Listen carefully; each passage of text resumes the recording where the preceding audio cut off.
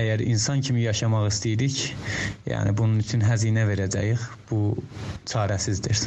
Çox sağ olun. You are listening to AHRAZPod, a podcast by the Association of the Human Rights for the Azerbaijani People in Iran. I am Sina. And I am Behzad. We will be with you with the recent human rights violation reports for Azerbaijani people in Iran with our short informative podcasts. To get updates on human rights violations in Iran, please follow AHRAZ's social media accounts. You are listening to AHRAZPod. Hi everyone. After a break, we are here again with you to discuss the human rights situation in Iran.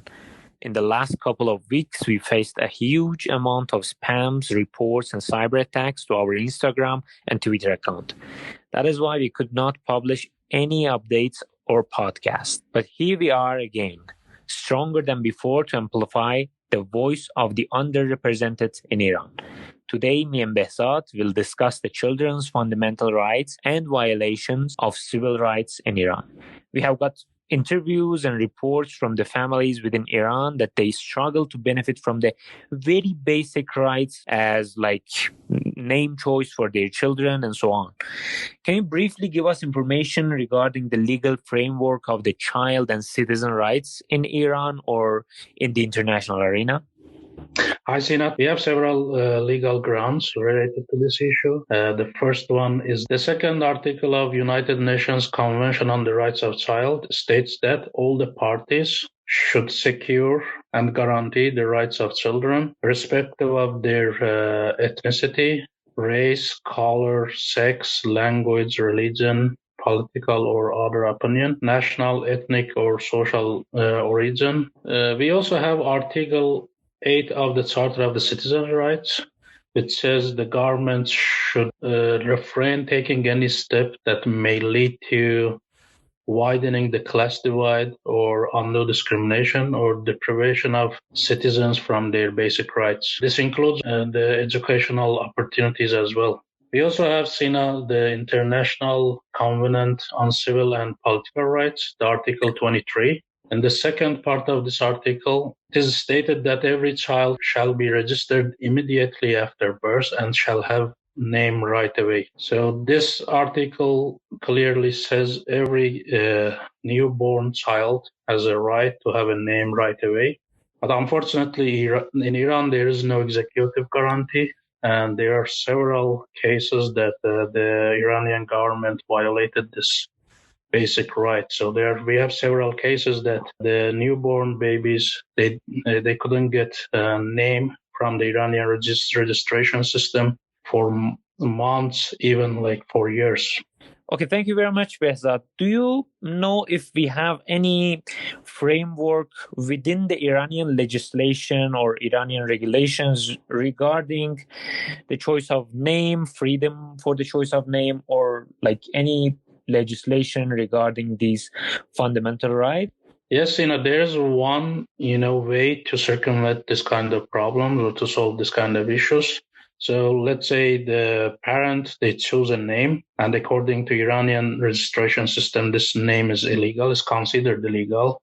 It is usually the ethnic groups, they have this kind of issues. So if the system bans, they can file a case against the registration system, and they go and they provide the definition for the name, the grounds, the history of that name. They kind of like convince the court, and if the court votes in their favor, they can take the court order and get the name they want from the registration system.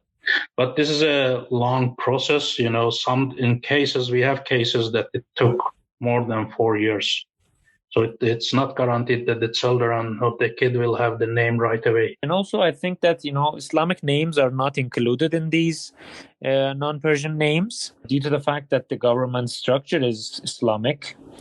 And but any other ethnic names or non-Persian ethnic names are kind of struggling to be chosen for the newborn babies, and we have several examples of those. And regarding the solutions, I also was looking at the Human Rights Index, and whether, like, I was very curious if these international covenants that you mentioned are implemented or not. Then I saw that while it is technically possible to file non-discrimination complaints with the Administration of Justice Court and the Parliament's Article 90 Commission and committees for supervisions of implementation of the law on respect for legitimate freedoms and citizenship rights, but there is no evidence that judicial actions are taken in response to denial of fundamental human rights and freedoms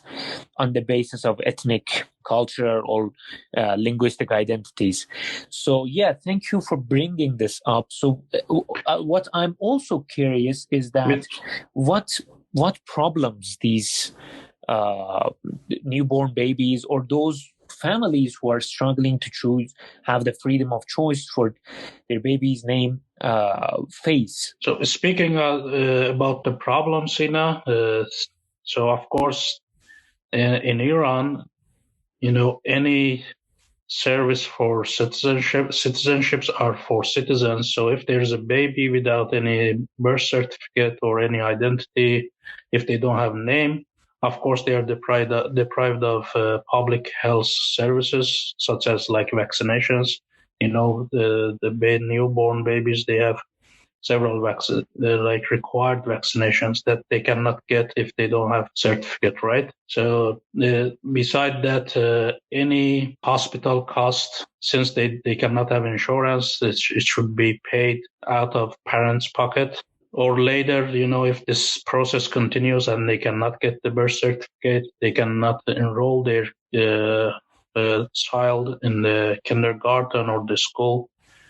So basically, these newborn babies, once they came to this world in Iran, they are deprived of very basic rights, including health, education, and any other like civil rights. Thank you for the information. We had many examples in the past couple of years, and as AHRAZ, we got reports regarding the mostly Turkic origin names, so that these Turkish names such as Ayel, Anar, Sevgi, Yağış, Atakan, Oğuz, Atakan, Turkay, Tarkan, Anna, and so on, which are normal Turkish names, very, very beautiful names with like meaningful names, are deprived of getting a birth certificate, or at least some of these names that I have counted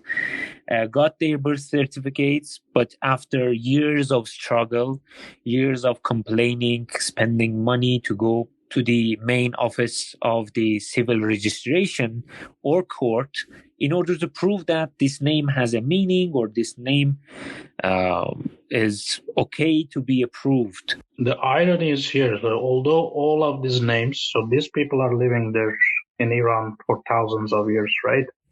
Although these names are Turkic and these names belong to the people which are local to that region, Iranian registration system consider these names as a foreign name. They don't consider these as Iranian name because they are not Persian. Mm-hmm.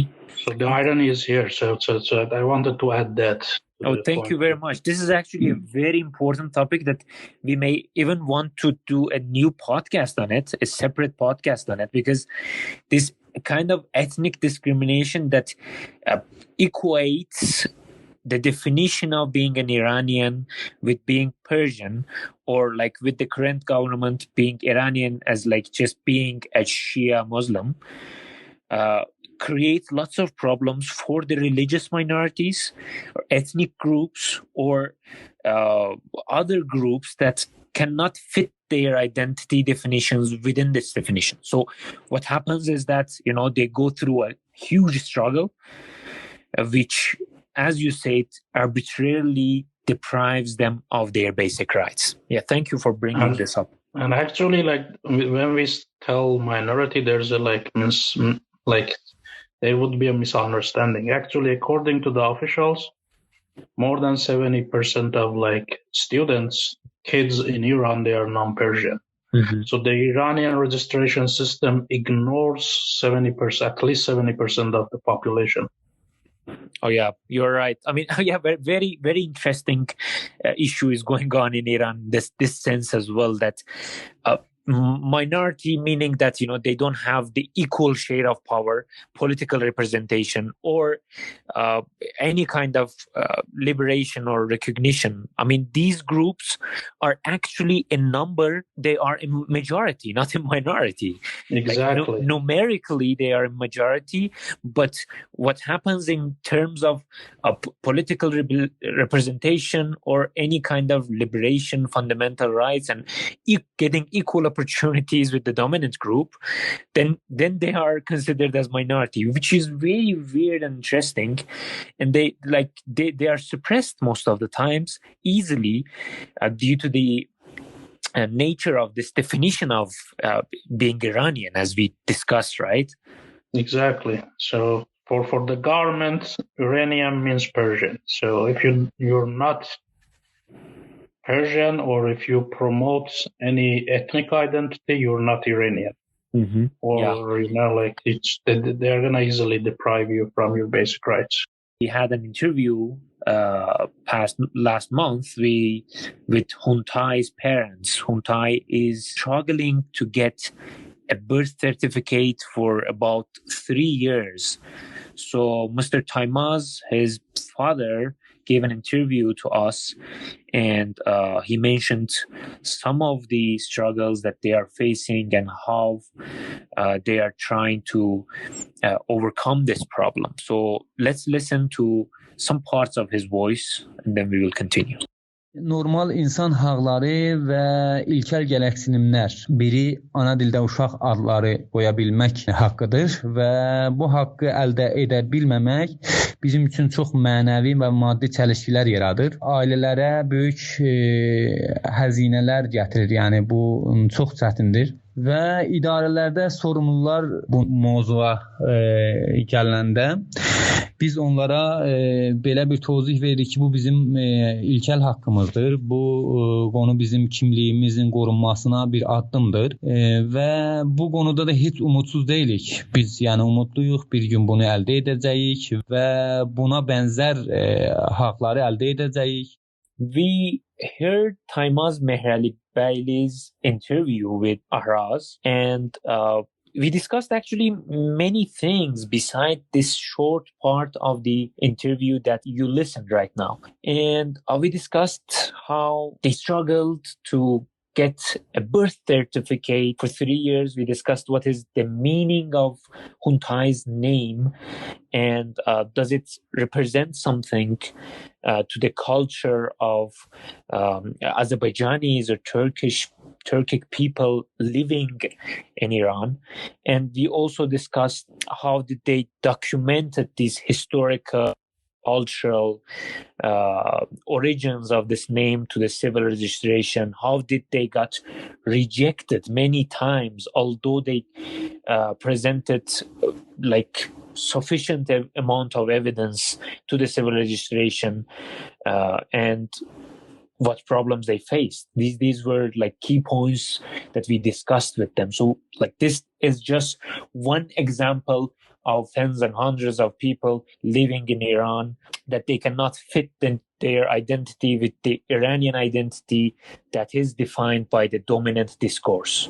Exactly. Sina, we mentioned several cases from Azerbaijan, and these are actually the cases we know. So we only know the several limited cases. But in Iran, it's not only Azerbaijan, it's other ethnic groups, including Arabs, Kurds, Baluchis. They are all discriminated, and we have no information on the cases in their side. Yes, you're right. And also we know only about those who choose to fight against this kind of discrimination. Exactly. And there are people who actually got forced to choose from the, that civil registration has a list of approved names and list of non-approved names.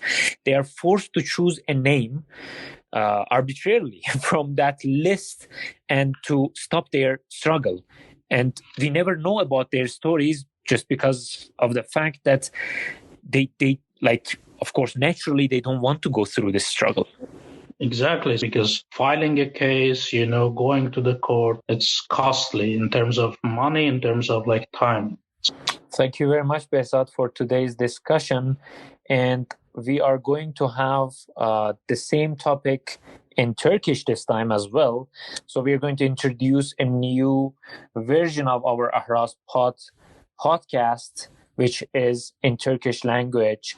And we are going to discuss the issues that already discussed in our English podcast. So please share our podcast if you liked it, and put your comments and suggestions below the posts that we are sharing this podcast. We believe that without respect for human rights and freedom of nations, peace cannot be achieved.